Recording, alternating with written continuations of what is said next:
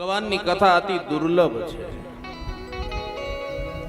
પણ સજ્જનો યાદ રાખજો, આ જગતની અંદર પૈસાથી બધું શક્ય નથી.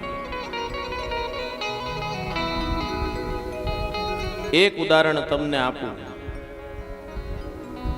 માની લ્યો આપણે સોની લંગાળિયા પરિવારની એક દિવસની સંપત્તિ ભેગી કરીએ તો કદાચ એ સંપત્તિ આપણાથી ન ગણી શકાય એટલી થાય. સમજાય છે ને બધાને? મારો અવાજ છેક સુધી આવે છે? માની લ્યો સોની લંગાળિયા પરિવારની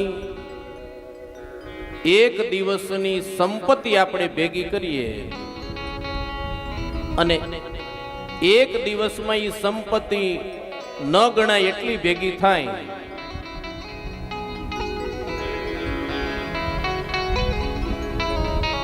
હવે લાઠી તાલુકાની સંપત્તિ તમે લ્યો, એવું બની શકે કે એક અઠવાડિયા સુધી ગણો તો પણ ન ગણી શકાય એટલી સંપત્તિ થાય.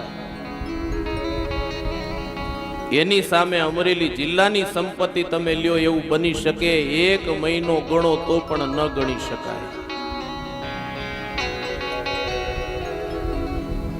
હવે સોની પરિવારની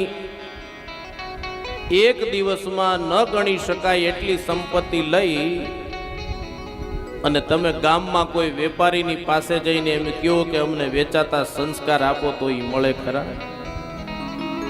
ન મળે.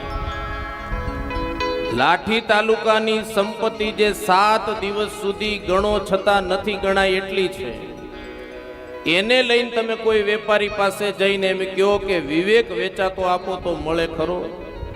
ન મળે. આખા અમરેલી જિલ્લાની સંપત્તિ લઈ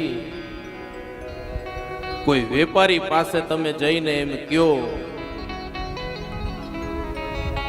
કે અમને કથા કરવાનો વિચાર આપો, વેચાતો, તો ઈ મળે ખરો? ન મળે. મારો કહેવાનો આશય ઈ છે સજ્જનો, પૈસાથી બધું શક્ય નથી. અને ભગવાન બાલકૃષ્ણ જ્યારે તમારા ઉપર રાજી થાય ને,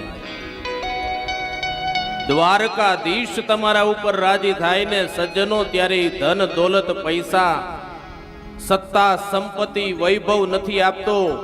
અખિલ બ્રહ્માંડનો નાયક તમારા ઉપર રાજી થાય ને ત્યારે ભગવાન ભાગવતના રૂપમાં તમારા આંગણે પધારે છે.